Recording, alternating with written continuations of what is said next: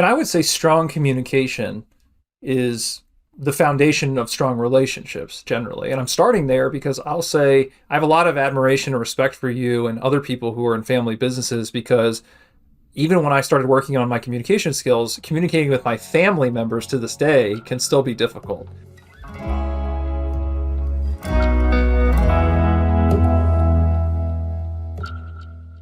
Hey everybody, welcome back to episode 63 of Business Therapy, a show about exploring the intersection of mindfulness and business. Every week we sit down with professionals from all walks of life to discuss how business success can always be balanced with a conscious and grounded perspective. This week we're happy to have Cody on the show. Welcome, Cody. Thank you. Thank you. So Cody is coming on as part of a family business, and he's going to talk to us a little bit about what it was like to grow up in a family business and start to work in a family business. So I'm going to go ahead and kick it over to you, Cody. Why don't you tell us a little bit more about your background and the business that you're bringing on the show to discuss today? All right. So, I work for my family business. It's a Corvette restoration shop. We specialize in restoring Corvettes and also older, muscle cars and street rods and that sort of thing. And we also do like standard collision repair. Like if you guys were to get into an accident, say, and your insurance were to cover that, we also do that side. And at the same time, we also do mechanical and performance work as well.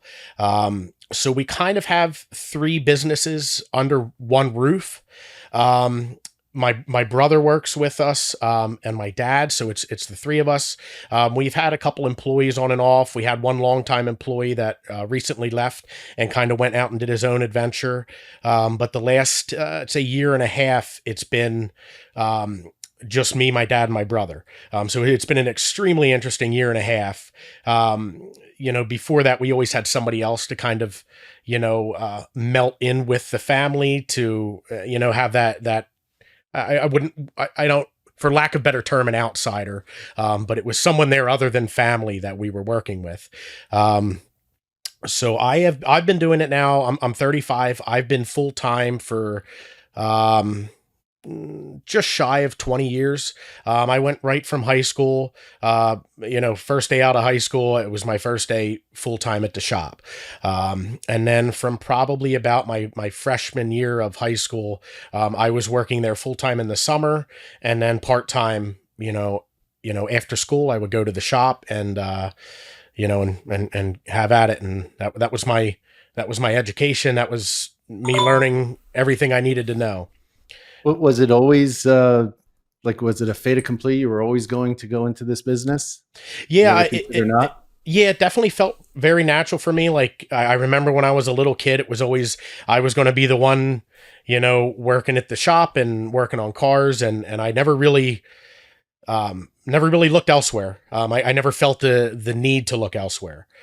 It personally, I've always just felt at home doing what I'm doing, even with how stressful it gets sometimes and how, rough it is, it makes relationships in the family. But yeah, it's my dream in its own weird way, And did you ever have another job? It sounds like you went in right after high school. So this is the only job you've ever worked and ever had. I had one other, I was on payroll, so I can call it a job, but I worked part-time at a friend's beer distributor. And I did that right about when I bought my house in 2012, just to pick up some extra money and just get at that point I was doing it. I was working at the shop for 6 years full time, and I felt like I just needed to get a little bit of something under my belt. But when you're working at a place like our shop, family business, it's really hard to branch off and commit to something else as far as a job goes. So, just working part-time at that distributor, it just, gave me a little bit more of the world in that way, Mm-hmm. So. And you said three businesses under one roof, but are they managed differently, or it's all like, what makes them distinct businesses? The way I look at it as is, say if you had a car that you wanted to get mechanical repairs or performance repairs done to, you would take that to a specific shop that handles that. If you had, collision repair you needed to get taken care of, you would take that to a collision shop.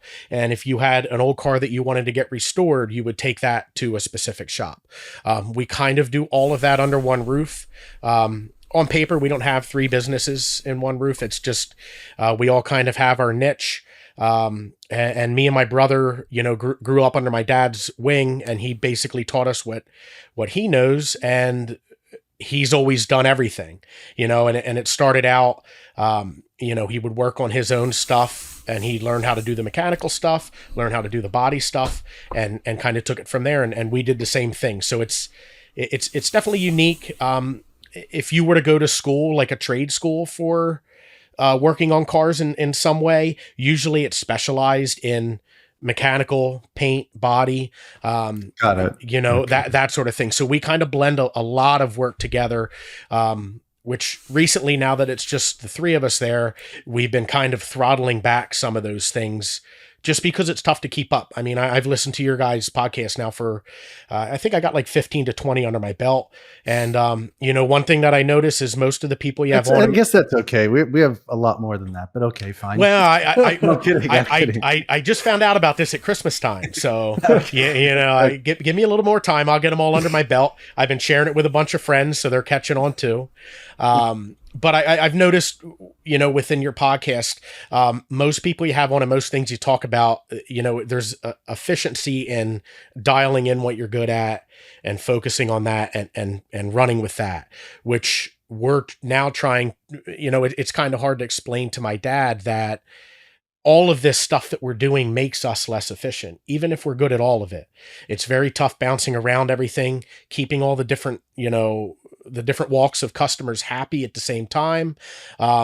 So it's been a kind of a project for me and my brother to kind of help my dad get a grip on, okay, we're not turning away money by turning away some of these jobs. We just need to get better at being efficient and focusing on what we really, shine at and walking with that, Which one do you shine at? So I do all the paint work. Well, I mean, you're saying the company should focus on one area. The restorations, I think that's, for us, it's kind of a no-brainer because you really get the, the gratification from that. When, the hard side to it is that these restorations take a long time and a lot of money. And you have people that are spending a significant amount of money. And when people spend money, they want results immediately. And, especially with us battling with doing the other types of work, they get in the way of some of these restorations. And then you add on top, like, some of this stuff just takes a lot of time. So it's... And that's the restorations of Corvettes. Yeah, and that's really the roots of where my dad started. He's been doing it just like me. He started when he was a kid. My grandpa was a body guy, a paint guy.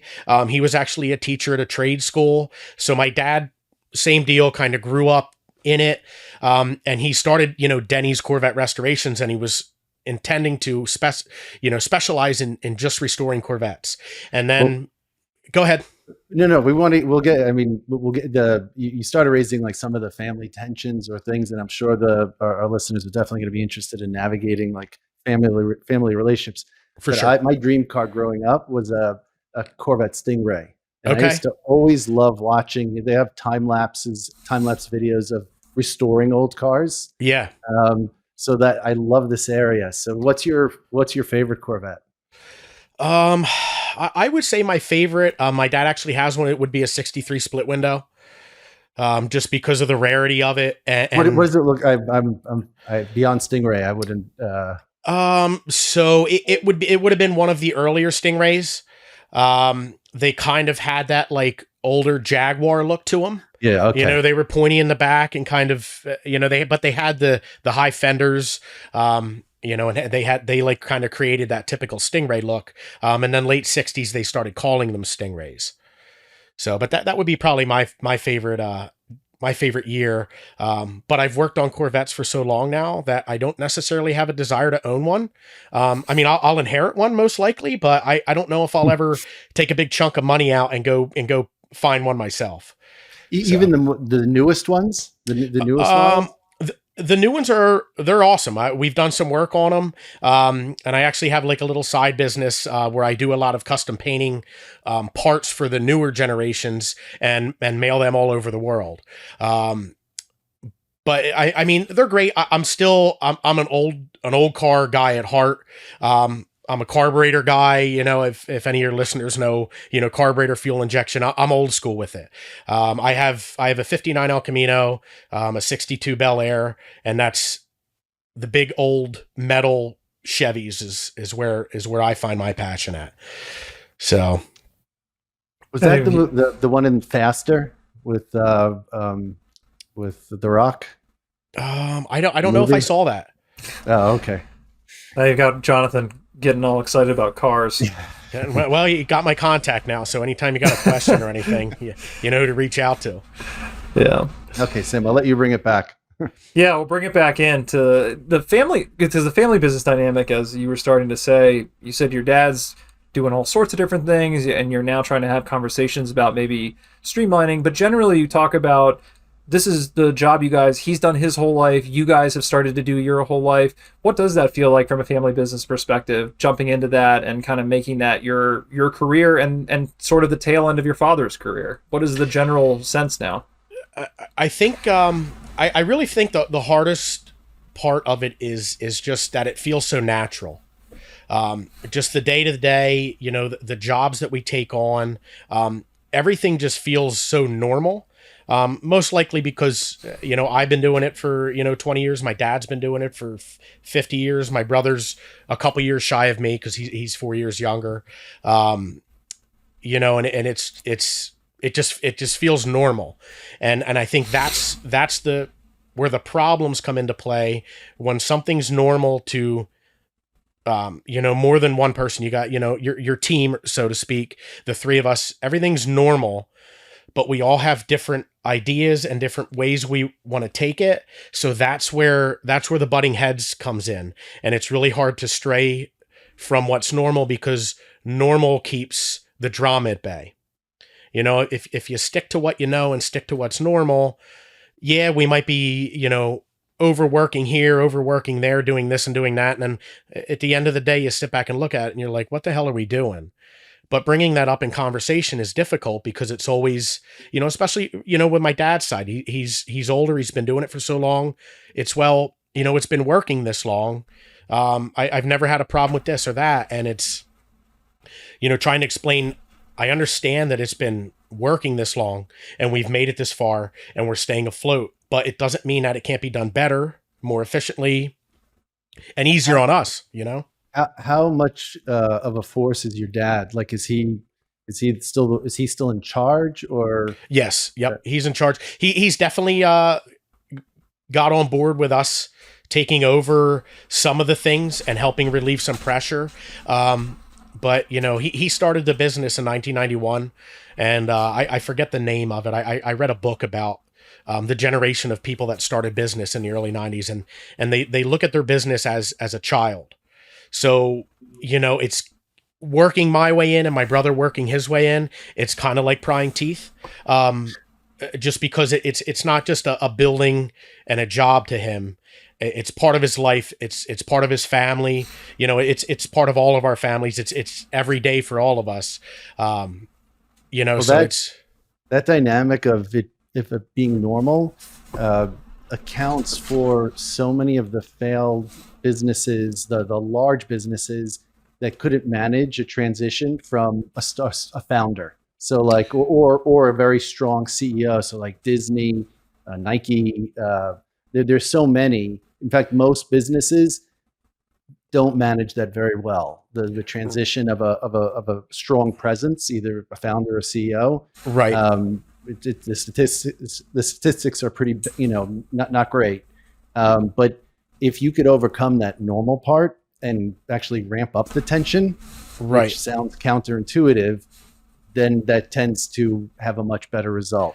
Right. And for sure, there's definitely, I've learned over probably the past like 5 years, I've been all over the place as far as like the pressure I've been putting on. I thought, okay, maybe you kind of go like, I don't know if that's a proper term, like cold turkey, and just force a whole bunch of change at one time.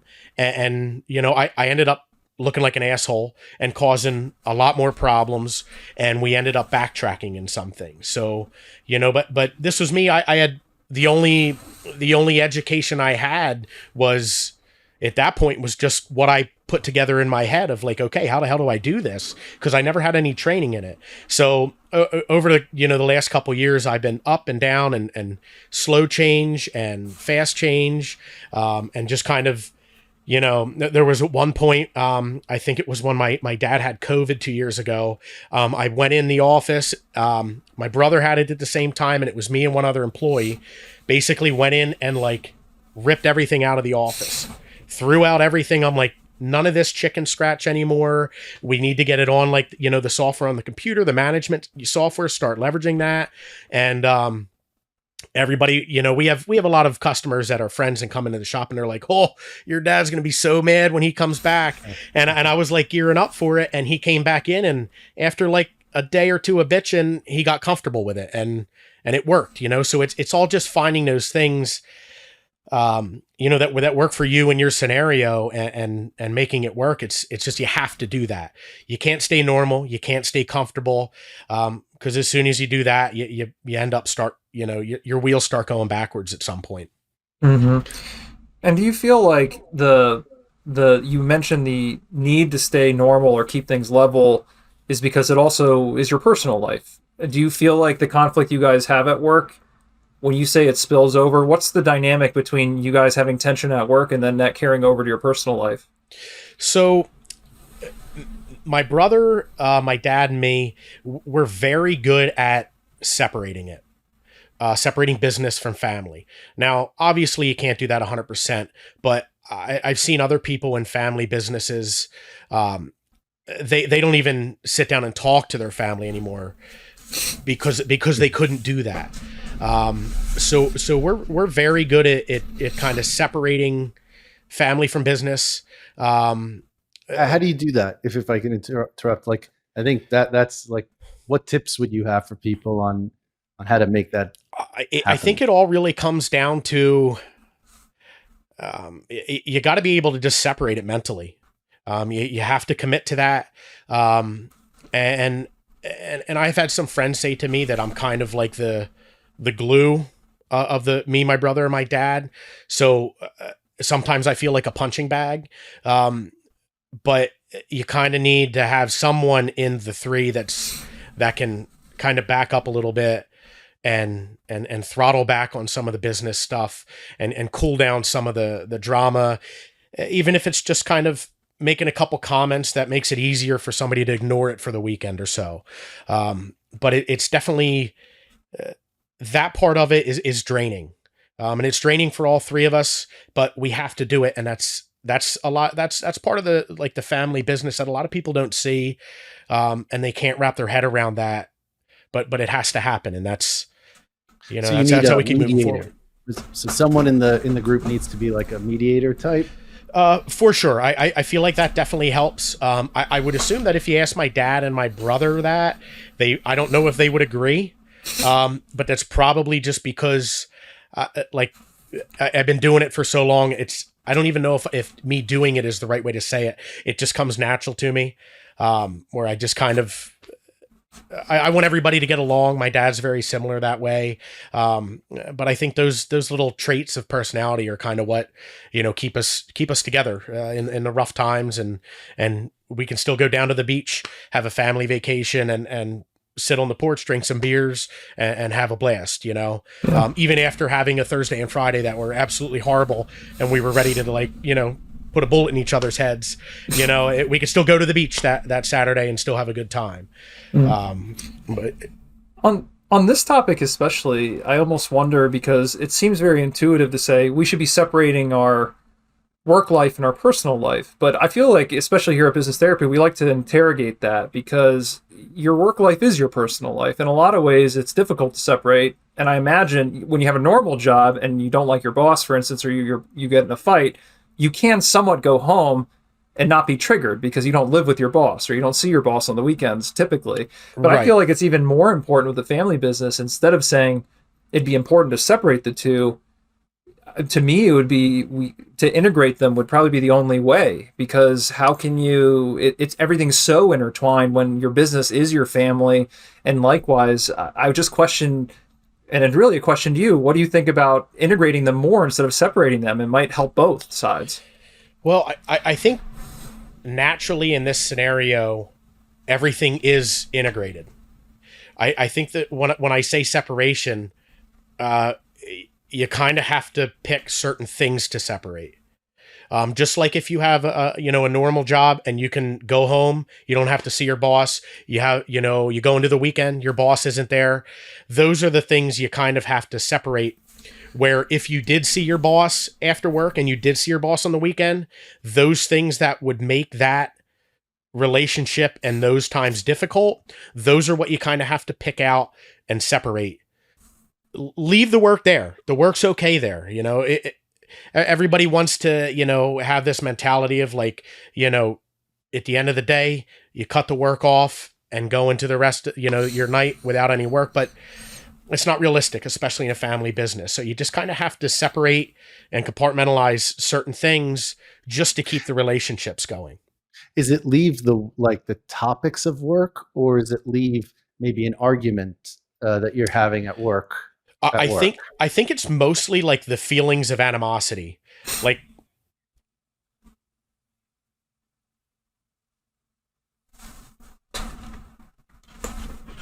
maybe it might be my heater. Let me see if I close this door if it helps. Is that it? Cool. That was it. Oh, sorry about that. All right. Okay, let's start from the beginning. Yeah, there we go. So the animosity side of it is like, the things when your boss says something to you and it lights you on fire. They're the things that deal with them that day, and you have to be strong mentally, because it is tough, but you have to take those things and say, okay, this is still my dad. This is still my brother. He's going to be here tomorrow morning. We have, family vacations and things planned. You got to just drop it. Leave that at work. We can we'll still go to go on vacations and whatnot, or have dinner, and we'll still talk a lot about work. We talk a lot about work. But there's just certain things that we know, the three of us know, that it's a responsibility for us to keep the family together and friendly and looking forward to seeing each other, that we have to just pick certain things and put them in a little box, lock it up, and throw it in the ocean. You know what I mean?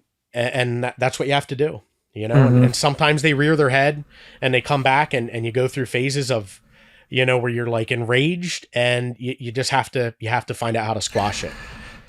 So you feel this boiling up volcano and you just tamp it down and smush it down, and that's the way to avoid it's not all sunshine and rainbows. I mean, it's definitely not. Maybe I'm making it sound too easy, because it's definitely a constant, it's a constant labor to do that. But I feel like that's why a lot of family businesses fail and don't continue, because, maybe sometimes it's just the personalities are too rough, and it can't, it's not possible to do that. But for us, we've been able to do that now for a long time. But it's not easy, and it's constantly there. And I don't think when you have three people, especially like with me, my brother, and my dad, we're all bullheaded. And that's, you add that into the mix, that makes it even more difficult. But at the same time, we're all bullheaded enough to force ourselves to, cut those things out, to keep the shop going, to keep the family going, to stay together and stay tight, Mm-hmm. We can have a really rough week, and my dad's really big at Friday lunches. That's his favorite thing of the whole week, is going out to lunch on Fridays.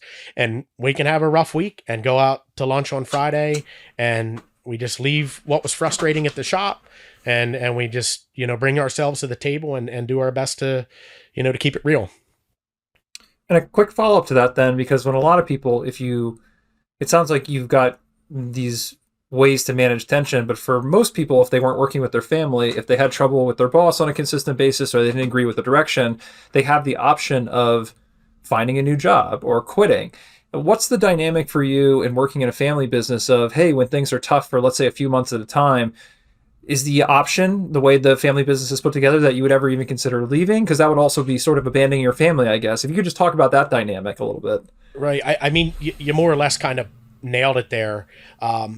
It's been an option.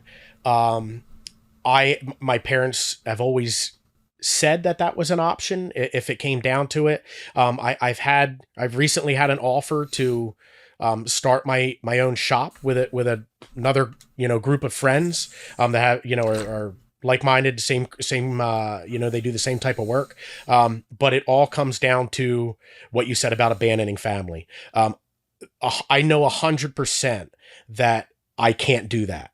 I can't abandon my dad. I can't abandon my brother, my mom. As stressful as it gets sometimes, and as hard as it is on me, and I'm sure them as well. I just can't. I've had some really rough times. Everybody has rough times at work, and I've went through some really rough times, in the family business, where I really thought about, like, Jesus Christ, I'll shovel shit at a farm instead of coming back to this. But it all comes down to, I can't abandon my family. And that, I think that's also a lot of the fuel for compartmentalizing things and separating things to keep things going and keep things friendly. Because going back to that, if you don't do that, now you're adding the constant animosity on top of the stress of knowing that I won't be able to sleep at night, abandoning my family. Do you feel that reciprocal, that everyone else feels the same? Like, nobody wants to abandon the family, so by extension, nobody would want to abandon you either. I think for sure. I think, me, my dad, and my brother, we're all very, very different. So it's, and I don't know, I would have to ask them, if they felt that I kind of like wear it and they can pick up where I'm at and what I'm feeling, because I feel like I try to put that out there so they know where I'm at. I don't know if I do. But I have a very hard time like reading my brother and my dad sometimes, because, obviously things get said. You can't read their minds, and, sometimes someone will say something and it's like, how do you take it? How do you read it? And then it's, frustration kicks in. It's hard to have more of a conversation. So I think we've all been there long enough and been through enough of the stress and the ups and downs that I think we're all definitely on the same page in our own ways. You haven't thought of doing a reality show, right? I hate those reality shows with the cars, because they cause us so many goddamn problems. These people come in and they're like, hey, we got $100,000. We want this, my Chevelle to look like this one we saw on TV. They did it in 2 weeks. Well, sorry, it's going to take us, 3 years. Well, that's not how did they do it? Well, they have a team of, 30 people that are paid to be a well-oiled machine, to make that happen. And so I was thinking more on the family dynamic side. I don't know. I mean, maybe that would be part of it, though. We would have to be doing that to get people to watch it, but true. It sometimes it definitely feels like, I don't remember if you guys, or know if you guys remember Orange County Choppers, like the Tuttles. Sometimes it really feels like that. We're not throwing chairs and breaking walls, because then one of us has to fix it. But sometimes, like, that's definitely a real thing. That dynamic. For sure.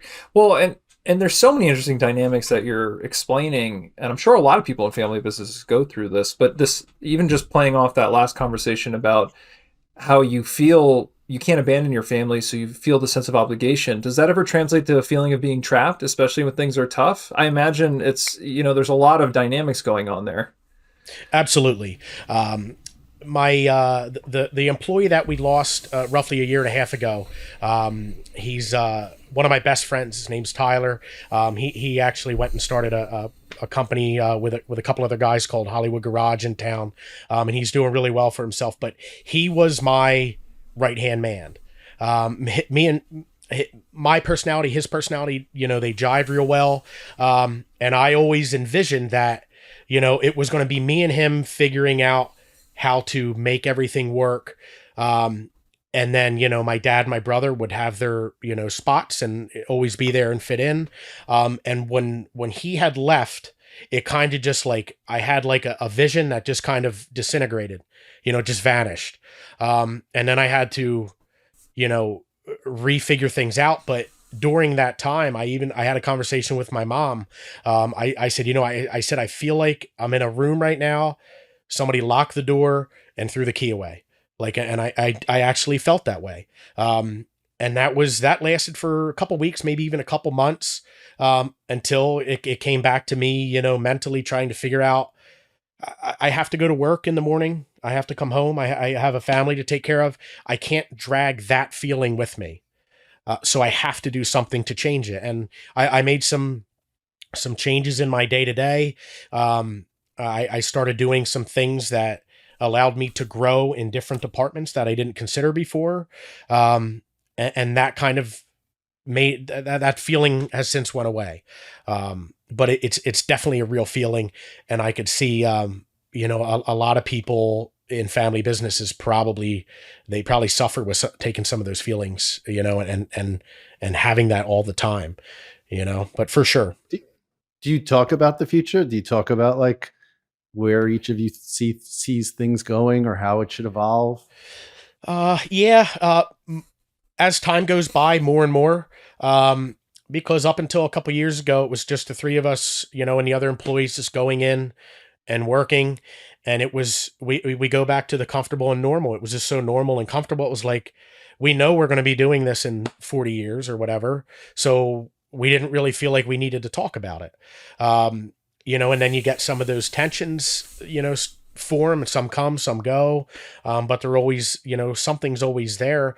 And then it's, I started listening to podcasts, listening to audiobooks, trying to educate myself in something to help me, deal with it and whatnot. And you learn that you have to talk about those things as uncomfortable as it is and as awkward as it is. You got to find ways to bring them up, and you have to have, a vision. You have to have a goal. You have to have a long-term goal. You have to have a short-term goal. And when something's so comfortable and normal, and you sit back and look at it, you realize sometimes you don't even have those goals, or you used to, and you forget what they are, Yeah. And I would say strong communication is the foundation of strong relationships generally. And I'm starting there because I'll say I have a lot of admiration and respect for you and other people who are in family businesses, because even when I started working on my communication skills, communicating with my family members to this day can still be difficult. And it's almost easier to communicate with strangers, especially to practice articulating yourself. And at work, it's a good place. But I imagine it can be overwhelming trying to learn how to do professional and business communications at the same time navigating your family communications. But I think it is really critical. And like you say, having to open the conversation up over and over again. And sometimes with a family member, you can open up a tough conversation and they just can't have it at that time. And it's easy to let it go, I think, and then not come back to it. But just especially when your business and your whole personal life's on the line, I think that's the key to staying conscious with it, which is, there's something that's bothering you or you need to talk about. And even if you have to do it gently, you can't let it go. You can't let people off the hook. You got to have those conversations, because it's really the only way to have strong relationships, in my opinion. Right. And you have to, some of those things that come up where you're like, I need to have this conversation right now. And you go into it and you're like, okay, Dad's not ready for this conversation, or my brother Chad, he's not ready for this conversation. And sometimes you let it go. And by the end of the day, okay, is he ready to have it now? And then you think, you know what? I'm not even ready to have that. Like, maybe that was so, I had frustration and stress build up. I don't even know how to have that conversation now, because it won't sound right without all the frustration and anger I had build up. And then you look at it and you're like, okay, maybe that was one that, we just don't have. Maybe we didn't need to have that one. And it's more of like, So you're conflict avoidant. So you need someone in the group who's conflict avoidant. Yeah, I think so. And I think everybody has their own way of doing that. But that also kind of helps you weed through what's actually important to bring up and have real discussions about. Well, and I imagine it's not even really conflict avoidance as much as with family members. You can start a very seemingly neutral conversation, but there's just so much personal history. I think it can probably get flared up very quickly. At least I know when I've worked with family members, there's more of a danger of that. And I think there's a good time to know, okay, this is going to catch on fire immediately, and maybe we should just put that on pause for a second. And then later, when everyone's cooler, we have a better opportunity to for sure work it out. Yep. And same thing, that goes to like, it might have set you on fire, but the conversation of the situation may not be worth something to set on fire, if that makes sense.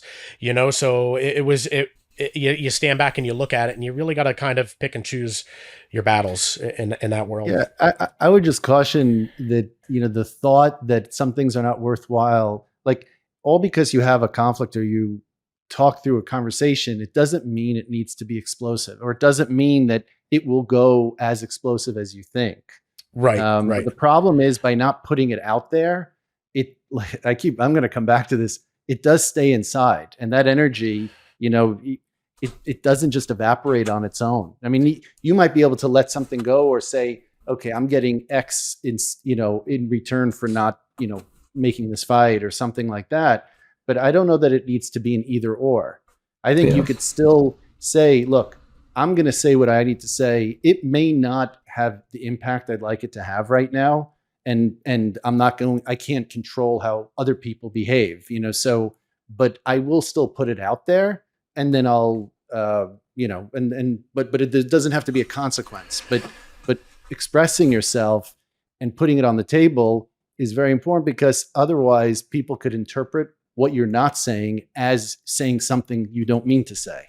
Yeah. I could definitely relate to that happening for sure. And when you say it and put it like that, you're 100% right. And I'd be willing to bet that a lot of the problems that we have are because we do that. But it's tough, because we all have different ways of communicating and different ways of expressing that. And it's, I don't know, it's almost like we need to go to one of those break rooms with a bat and a couple TVs and just, all right, everybody take a bat and let's have at it here. Let's get it all out. But even if you frame something as, nothing's more important to me in this family, I am not going to do anything that's going to mess up this dynamic, but I do want to put this on the table. Right. So, like, in other words, you limit the fallout from the beginning, and you make it clear to everybody that your objective is not to rock the boat or destroy something, but you just need to be heard. And that's a reasonable, sometimes when you start with that, you might be surprised by, even if it's not heard in the moment, it's information that, can have an impact later on. But just to get it out so it's not festering. Yeah. Even if it pisses somebody off, at least. And because if you're thinking of it, it's good for the business. In other words, you're not like, you care about the business, you care about what happens. And so putting it out there, you're saying it's bad for the business if there's disharmony. But I would suggest that it's bad for the business if your ideas are not shared and put on the table for everyone else to contend with. And that also contributes to a certain comfort level that builds resentment later on if the things that you're thinking need to be done are not addressed. And then later on, it comes back to bite. So, and then who's that on? That's on you, because you didn't communicate. Right. Well, I should have brought it up when it was there. Yeah. And this is really a comment on honesty, which is so important when you're communicating, especially with family members. Because I think, Cody, to your point about, well, sometimes you bring something up and it might not need to be followed up on because your thoughts change or you were feeling angry in the moment. I think a lot of the discernment there is just about being really honest about, okay, does this bother me? And if you bring it up and you get shut down, if it still bothers you, you should pursue it again versus I'm just going to forget about this because I don't want to cause any more problems. But sometimes you bring it up one time and then maybe you feel different and it isn't a problem. I just think it's even more important in those kind of conversations where you don't want to harp on it with other family members. Just be really honest about what you're feeling. And to Jonathan's point too, the festering, I think, is what really hurts people in their professional relationships, but is even more dangerous when you're letting things fester between family members, I imagine. Right. Yeah, for sure. And I think it's kind of one of those things. I might have been with the original question. I might have been thinking more of on a smaller scale, like who the hell left the light on in the bathroom? Like maybe just walk away from that one, But at the same time, in that scenario, those really small things, everything counts, And what John said, like it all stays inside if it doesn't come out. So obviously some of those, like, leave the light on or whatever, my dad will make comments about that. But I guess getting it out is still ultimately better regardless of the scenario and how big or small it is. You could check yourself and say, why do I care about this? And if the reason you care about it is because you want something a certain way, but it doesn't necessarily improve anything for the business. Okay. That's one issue, but no matter how small it is, if it improves something for the business, it's worth saying. Right. Right. And checking yourself saying, like, I can't say it when I'm angry. And if I'm not angry anymore, why say it? Basically blocks you from you have no permission to ever speak. So so in that case, I would say, I would imagine that when you think you're angry speaking, you probably don't sound very angry. Yeah. Well, and also, I think one just thing to throw in there, because what Jonathan's saying about it's good for the business, you may use this example of, hey, you didn't turn off the light in the bathroom as a seemingly unrelated business. Like, how does that relate to the business? But in general, I think asking the question, why does this annoy me? Because this is not even a business conversation, but when you're dealing with family and you're with them all the time, something might be annoying you, but it's not that something is annoying because you care about the light being left on one time. It might be because they don't listen because you gave them this feedback a week ago or yesterday, and they're just not respecting your feedback. Like, there's usually something deeper going on that's causing annoyance. And those are the harder conversations that you have to address. And even more important, I would think, to address with your family, because if there's something that's bothering you from they're not respecting your communication or your boundaries or your the way you want to do things professionally, those are the tough conversations. And I think a lot of family businesses falter because that's hard. It's almost like doing therapy with your family while you're at work. But I think that's what we need to do to be conscious, especially in our family businesses. Right. And hearing you say that kind of makes me think maybe there's a lot more stuff there that I don't even recognize, that I just experience it and soak it in and just let it go. I think I'm just maybe that's more of a personal problem for me. Is just I need to start getting that stuff out, and it's become normal for me to do that, so I don't even recognize it anymore. And yeah, I think you're 100% right, and something I definitely have to work on. Yeah, and it's a problem most people have it. I mean, like communication, I think everyone has a dynamic like that somewhere in their life. Yeah. And you certainly don't want to be someone who's just always annoyed at everything, Right. But again, even with the light, like if the end result might be that the light keeps going on, like in other words, like, and at some point then or was left on, and at some point you make a decision about letting something go or not. But even just putting it out there that, let's say the issue is it's not respecting you, or whatever ultimately the issue is, putting it out there will change the energy. Right. So it's not necessarily this, you don't need to change something in order to make it worth, for it to be worthwhile. I think everyone thinks the ultimate objective of conflict is to, get what you want or something like that. But sometimes it's just to change the energy that's going on in any relationship, and just putting it out there, you change the energy. Even if you don't get a specific result, it reveals itself in other places. So, and maybe open up future communication, future conversations. Yeah. And then everyone can start seeing patterns. Oh, there's a bunch of places where people are not, being respectful or something like that, right. Like, so, but keeping it inside for the goal of harmony, when you are one of three people and don't feel the harmony, like that's not a victory, like that's not real harmony. So, and I don't mean to stir up the pot, but I am going to approach you. No, you're 100% right. So maybe I am.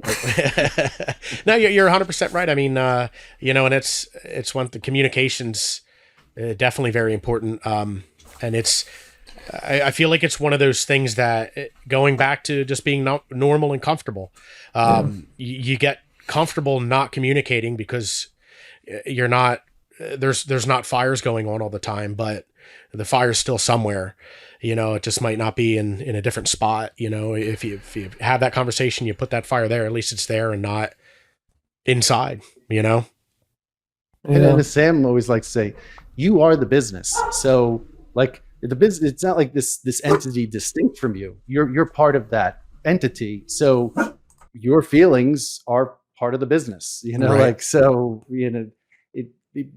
it's only if it's only about you that it becomes a problem. But if it's the reverse, now you got to interrogate it. Right. Yep. For sure. Yeah.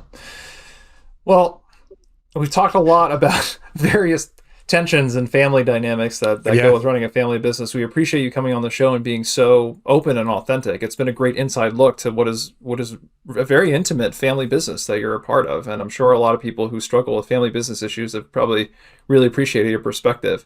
Before we close the conversation, do you have any general advice or last thoughts for anyone who might be in a similar position in their family business? Any guidance from your now almost 20 years of doing it yourself? Yeah, I mean, absolutely. If there's, somebody's listening to this that grew up in a similar way that I did, where it was kind of all they knew and what they knew they were going to be doing, those frustrations and stuff, they can build up. And I've just learned recently that like there are ways to alleviate that. There are people that are willing to help. For instance, you guys. There are books you can read, podcasts you can listen to. Just get out of that room that you're in. Open the doors and look for things that can help, and get out of the comfort zone. Because the more I've got out of the comfort zone with things at the shop with my family, ultimately the better things get. That's, I think it's very important, reach That's out, great. get the help. That's great insight. Yeah. And with that, for those of you listening, thanks for tuning in. We'll be on next week. So if you have your questions or comments, we'd love to hear from you. Otherwise, we'll talk to you on Business Therapy next week. Thanks, everyone. All right. Thanks, guys.